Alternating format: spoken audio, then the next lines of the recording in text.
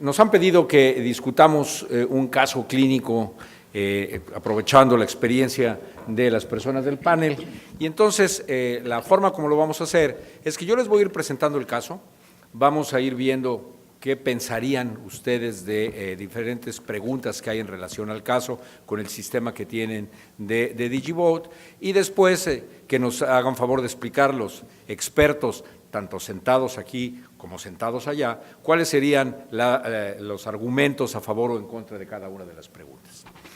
El caso corresponde a una mujer de 46 años de edad que tiene obesidad desde la adolescencia.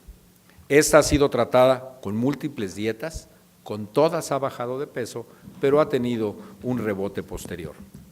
Ha habido mayor aumento de peso en los últimos 10 años y llega al consultorio buscando tratamiento quirúrgico. En el momento que llega al consultorio, pesa 105 kilos, mide 1,60, lo cual da un índice de masa corporal de 41 kilogramos por metro cuadrado.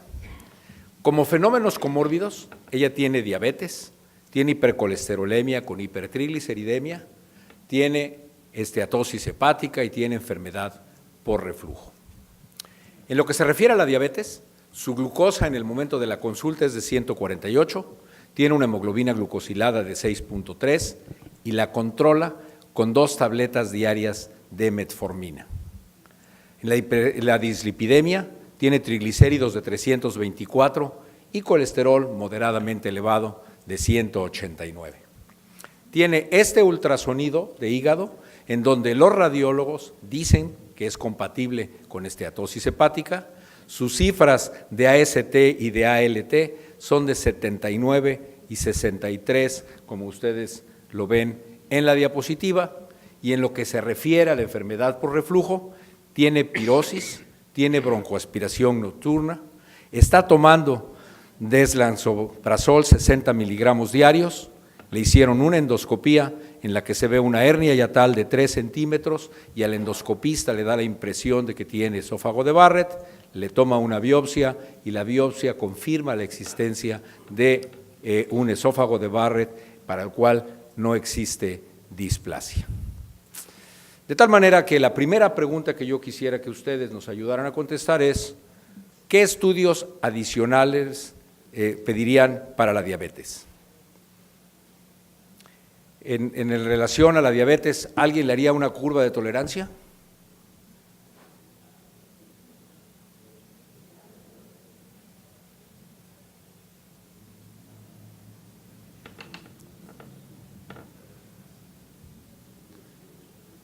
¿Avanzo a la siguiente para que salgan las respuestas o ya pueden votar? A es sí, B es no. Están votando, ok.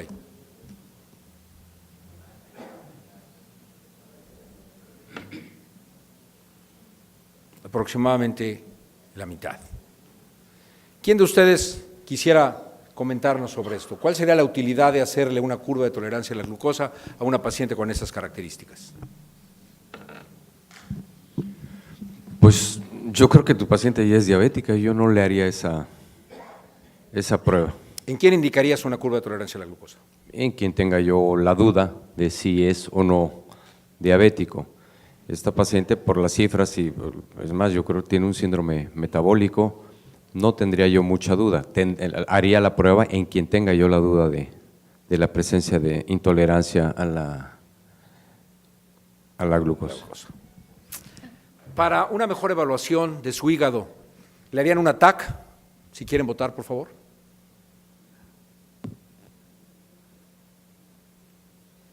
Ahora todo el mundo se le hace un TAC por cualquier razón, yo no vería por qué no se le vaya a hacer.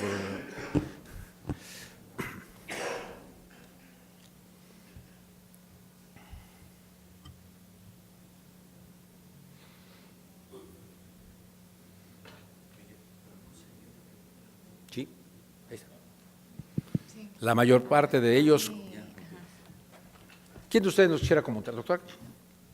Yo obviaría la tomografía también, yo creo que ya con la alteración de pruebas de función hepática, con las alteraciones de dislipidemia, en la obesidad, yo creo que ya está prácticamente ya bien visto que sí, este paciente está cursando con estatosis hepática, ¿no? Entonces, ¿En quién le haría un ataque? en quien tuviera duda o que las alteraciones de pruebas de hígado fueran distintas o hubiera otro tipo de predominio, pero en el caso de esta paciente yo creo que ya es claro que es secundario al proceso síndrome metabólico que tiene. Doctor Bernal. Yo, más que un ataque, a mí me gustaría saber si esta paciente tiene fibrosis, qué grado de fibrosis pudiera tener, y para eso pues hay otros métodos no invasivos que podrían ser de utilidad. ¿Le harían un fibroscan?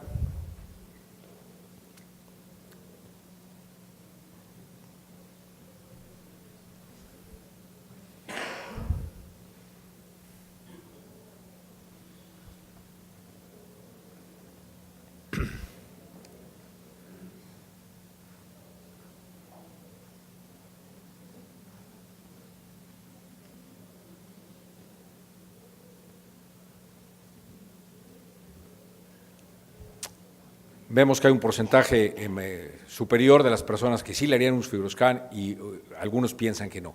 ¿A quién se le debe de indicar un fibroscan? Yo vengo aquí a aprender, así es que por favor díganme, ¿a quién se le pide un fibroscan? Porque yo de los hospitales que trabajo, hasta en los elevadores está anunciado el fibroscan.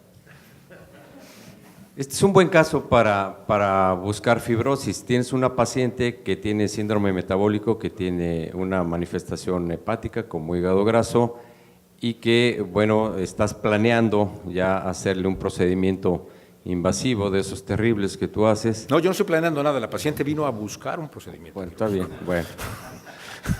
El hecho es que es importante saber cuál es el grado de fibrosis que tiene qué avance tiene esta enfermedad. Solamente tienes esteatosis que nos reportó el ultrasonido. El ultrasonido es un muy buen método de escrutinio para saber si el paciente tiene, cuando menos, hígado graso, pero no nos dice la magnitud de la fibrosis, de tal forma que aquí sí, en este caso yo creo que es importante, y FibroScan es una muy buena alternativa. De las personas que dijeron que no, ¿alguien quisiera argumentar en contra de hacer un fibroscan? Sí, doctor. No, quisiera hacer un comentario acerca de fibroscan, diabetes y todo eso. En la Universidad del doctor Diego García ha hecho una serie de publicaciones acerca de lo que viene siendo intolerancia a los carbohidratos en los pacientes que ya tienen hepatopatía. Ya hay un estudio que se publicó recientemente del seguimiento de esos pacientes donde la mortalidad es mucho mayor. Aquel paciente que tiene de reciente diagnóstico fibrosis o que tiene de reciente diagnóstico datos de una hepatopatía por X situación y tiene una curva de tolerancia a la glucosa anormal, su mortalidad es muchísimo mayor a 5 años.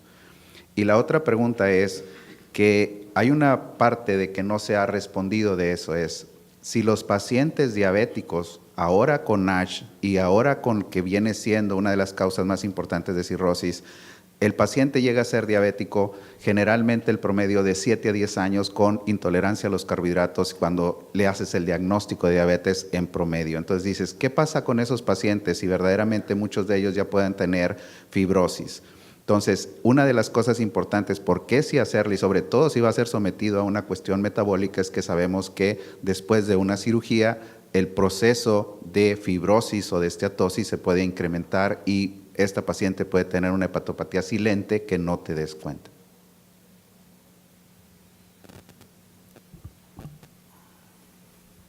Una biopsia hepática. ¿Quién le haría una biopsia hepática a esa paciente?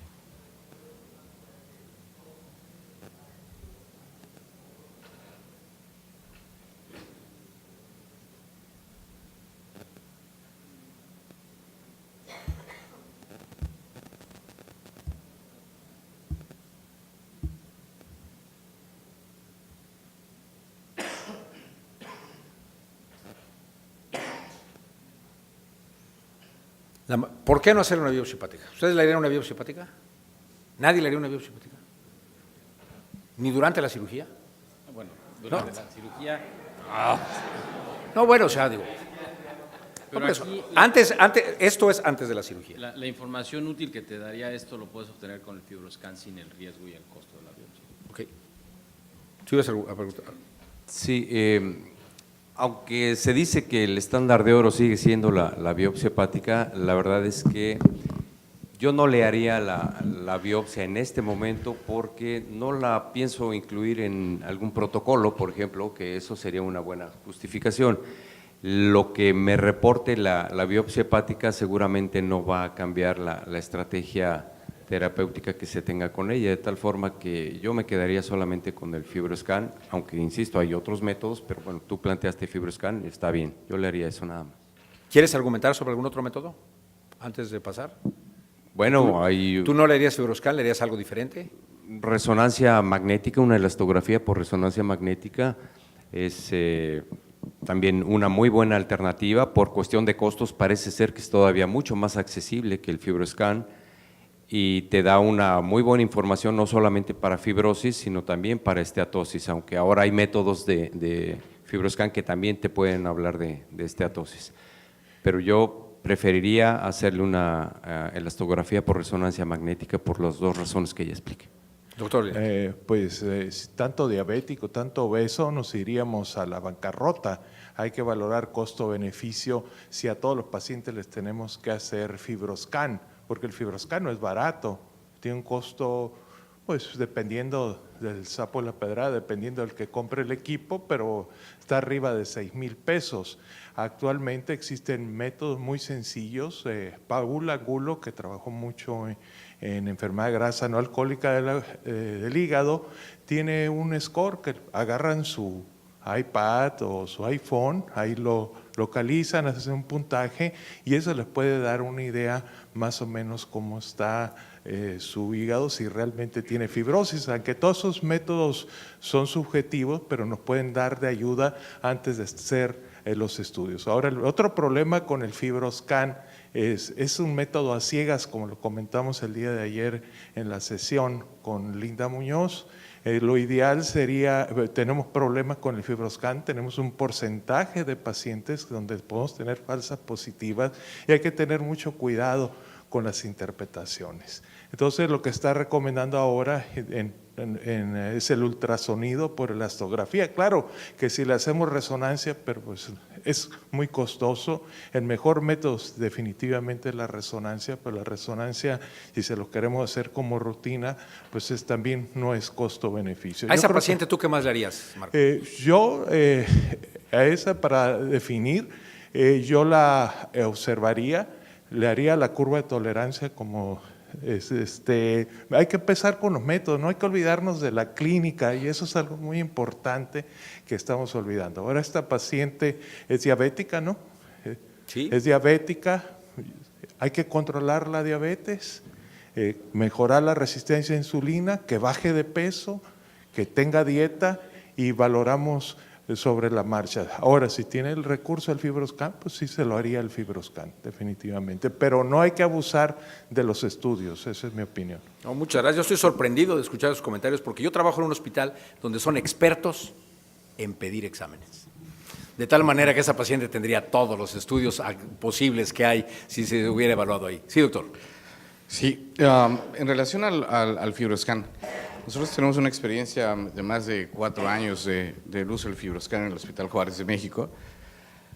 Realmente el estudio no es caro, el estudio puede salir 1,500 pesos. En el Juárez, pero hay mucha, si es claro, si yo lo comparo con el fibro del ABC, de Médica Sur, de otros lados, evidentemente es un procedimiento caro. Pero en el Juárez, o sea, es un hospital de libre acceso a todo mundo y que mucha gente toma su autobús que le salen 400 pesos en las áreas circunvecinas y le sale mucho más económico. Y nosotros sí tenemos CAP y tenemos para fibrosis. Evidentemente no es una opción para Tijuana, no es una opción para ciudades muy lejanas a México, pero el FibroScan es un método bastante efectivo. Si nosotros comparamos el costo del FibroScan con la elastografía, yo creo que es mucho más económico el FibroScan, con la salvedad que evidentemente la resonancia nos puede decir si hay algún otro tipo de lesiones en hígado, por ejemplo, ¿no? Yo soy un convencido del uso del FibroScan, creo que es un método que se ha venido pues estandarizado y cada vez se usa mucho más. Entonces yo sí creo que el fibro es una muy buena opción. Muchas gracias.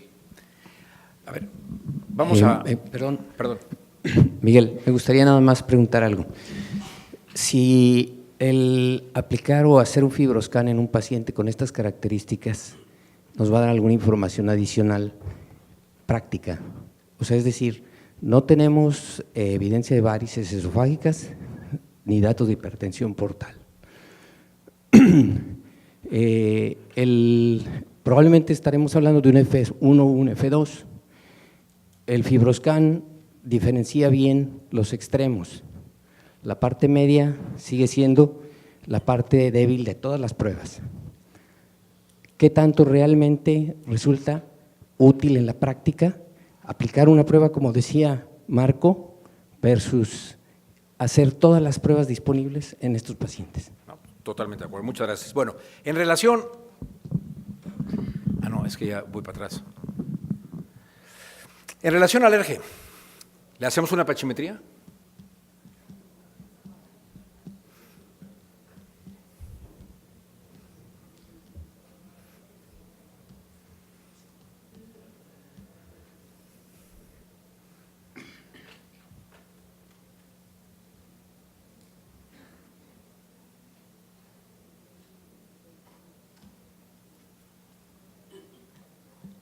La mayor parte no le hacen una pachimetría, pero tenemos un 30% que sí le hacen. ¿Alguien quiere comentar cuál sería el beneficio de hacer una pachimetría a esta paciente, si se le debería de hacer o no? ¿Quieres comentar tú? Adelante. Enrique, Comienza, Enrique. O sea, la paciente tiene enfermedad por reflujo, ¿no? Tiene síntomas, mejora con el dexlansoprazol, entendí, y además tiene esófago de Barrett, entonces tiene reflujo, y cuantificarlo en este momento no sé qué utilidad pueda tener, ¿no? No tendría ninguna. Una manometría. Pero deja que voten, o sea, si no te va a salir 100%.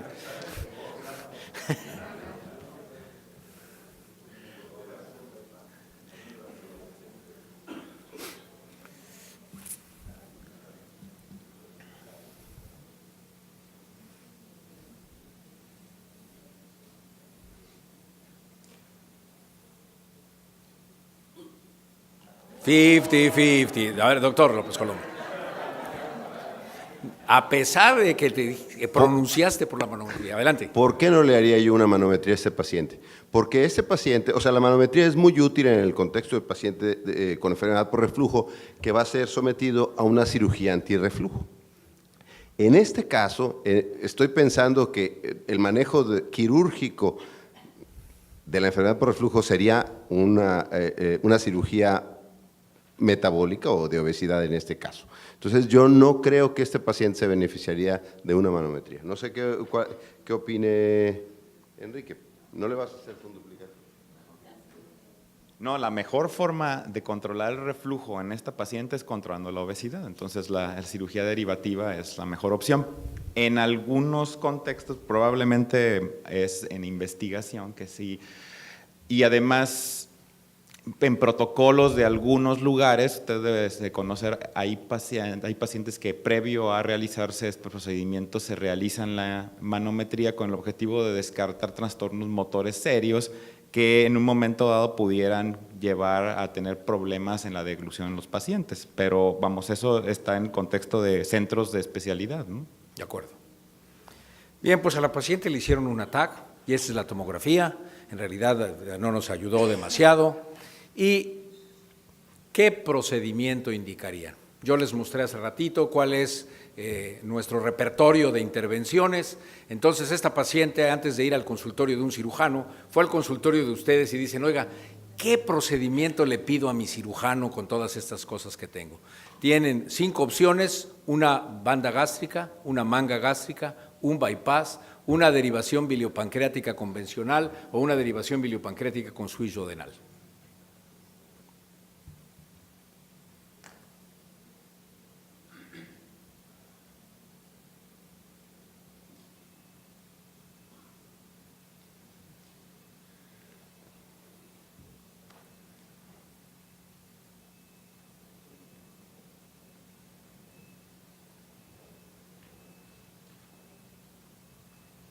La mayor parte le harían un bypass gástrico. Doctor Prado, ¿quieres comentar algo? Bueno, sí, la banda ya cayó francamente en desuso, probablemente ya en ni Tijuana la ven. no tanto, Bueno, pues sí, pero ya hay países en donde incluso está prohibido colocarla. Ha demostrado que a la larga no es tan buena, que los efectos adversos, erosiones, migración, etcétera, son importantes, y yo creo que ya van de salida, probablemente excepto en Tijuana, pero en el resto del mundo. La manga, si la comparamos contra el bypass, es menos efectiva, sus efectos son más limitados, el rebote también es más importante. Yo creo que el bypass es la cirugía, es que si no hay una contraindicación y esta paciente no parece tenerla, es la cirugía que le va a dar mejores resultados a mayor tiempo. Y las otras dos tienen aplicación en eventos especiales, pero son técnicamente más demandantes, tienen más anastomosis, tienen más morbilidad. Entonces yo me iría por el bypass. Bien, pues esta paciente se programó. Sí, doctor Lira. Sí, nomás hacerle una pregunta antes de tomar una decisión quirúrgica. Hay que recordar, que nos quede grabado, que no es decisión del cirujano, que sino es un trabajo multidisciplinario donde deben actuar internistas, donde deben estar nutriólogos, psicólogos, y posteriormente el cirujano actuará qué tipo de cirugía dependiendo de cada paciente. Yo creo que ese es un concepto que debe quedar claro y no hacerlo como mercado negro, ¿no? Al que va llegando le van haciendo una manga o le van haciendo un bypass. Yo creo que debe quedar muy claro el concepto. Bien, pues esta paciente se programó para un bypass gástrico laparoscópico y vamos a aprovechar de hacerle una biopsia hepática tomando en cuenta de que eso no tiene un mayor riesgo ni mayores problemas. Ahí estamos empezando la intervención. ¿Alguien quiere comentar sobre esa imagen?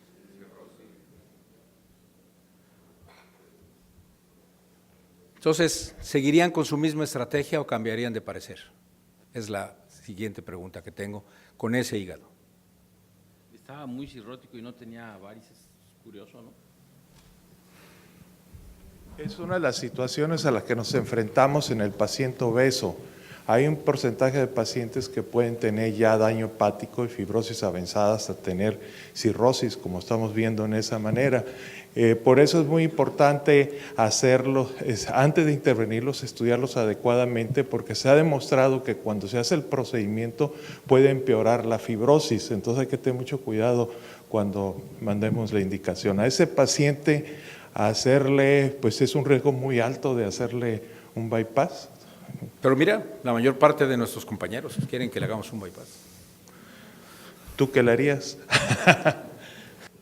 Hacía el comentario de las varices, porque generalmente las varices lo que traducen es hipertensión portal, y lo que aquí te haría cambiar tu técnica quirúrgica es que haciendo un bypass pues tienes que hacer una disección mayor en la zona en donde hay hipertensión portal, y esta paciente, a pesar de tener esa cirrosis, por lo menos en cuanto a varices, parecería no tener hipertensión o no tener tanta hipertensión portal.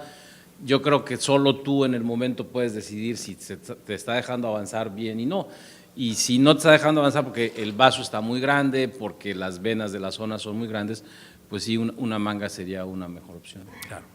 Digo, ahora tenemos un problema en la mayor parte de hospitales que no tiene nada que ver con el caso clínico, pero que es que los pacientes firman un consentimiento informado para una intervención.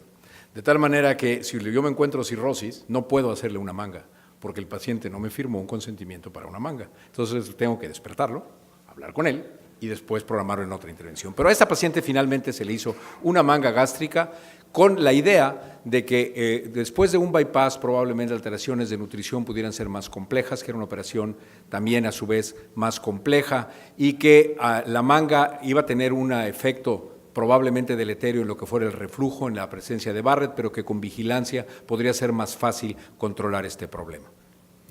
Pues operamos a la paciente, todo iba de maravilla hasta que 3 días después que empieza a salir material gleroso por el drenaje, la paciente empezó con dolor, con taquicardia, le medimos unos glóbulos blancos y tenía 18,000 con neutrofilia y esa es la imagen radiológica.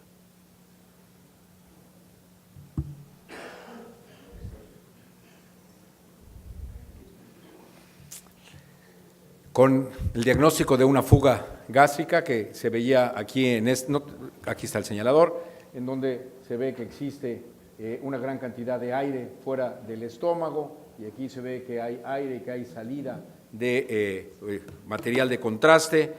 La paciente fue reintervenida quirúrgicamente, se le hizo lavado, drenaje de la cavidad, más una yeyunostomía, y con esto tuvo buena evolución. Un mes después de la intervención, la paciente estaba con muy buen estado general, pero el gasto por el drenaje seguía de 150 centímetros diarios. Tenía buena tolerancia a la nutrición enteral, pero la paciente no había mejorado, y esa es la endoscopía que le hicieron un mes después de la intervención, en donde me dijeron los endoscopistas que les platicara, que aquí se ve donde está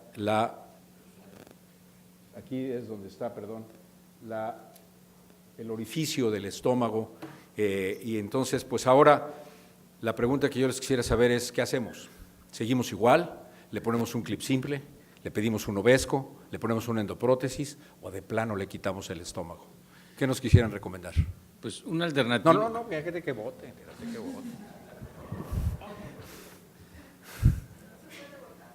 ¿No se puede votar?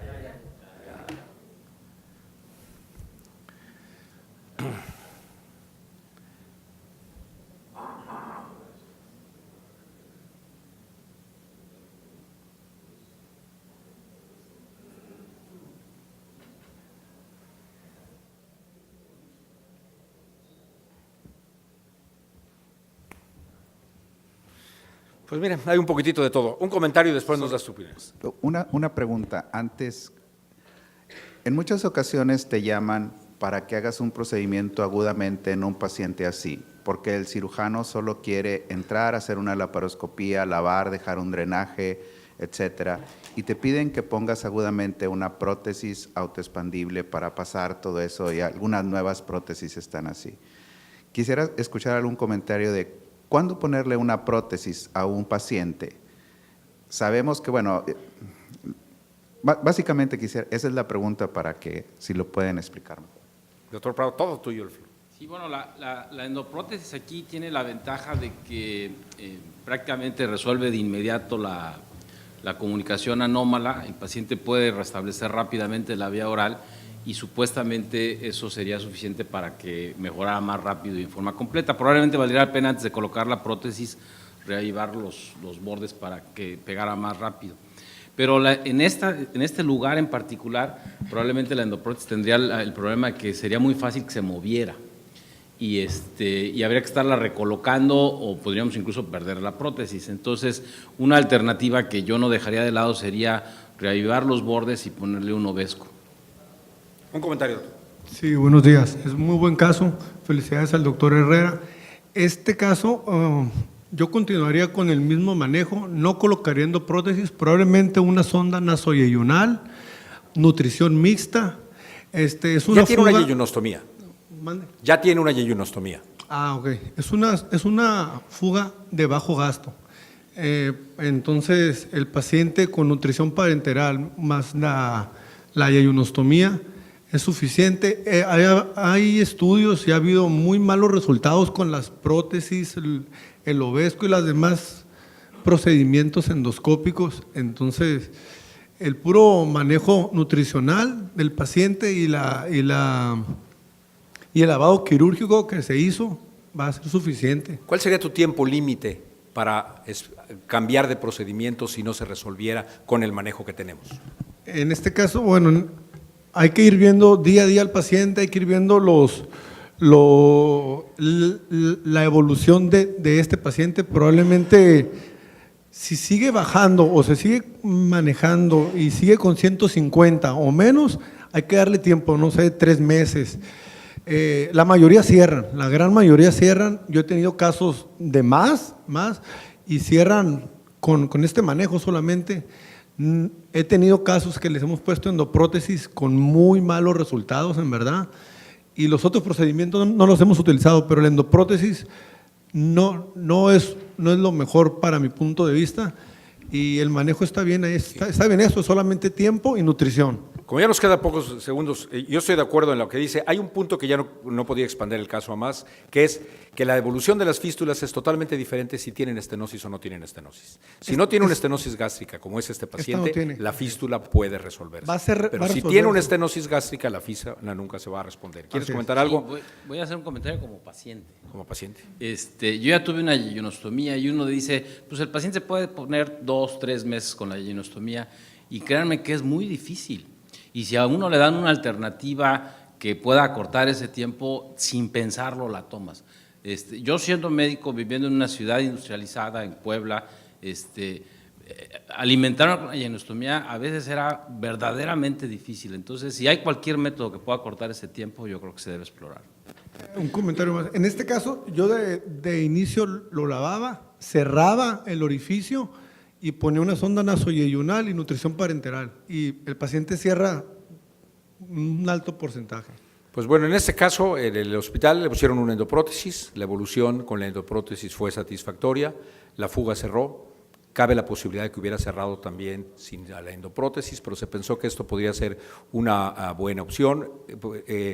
En diferentes lugares seguramente tienen las limitaciones que nosotros hemos enfrentado. Con las prótesis plásticas yo he visto que es un extraordinario procedimiento porque es una colocación y 45 recolocaciones. Con las endoprótesis metálicas es una colocación y después el cirujano la va a quitar. Con las prótesis parcialmente cubiertas es con los que hemos tenido los resultados mejores, pero efectivamente es un tratamiento que tiene sus problemas. La evolución del paciente fue satisfactoria y yo quisiera agradecerle a nuestros expertos por habernos ayudado a resolver este caso y a ustedes por su participación.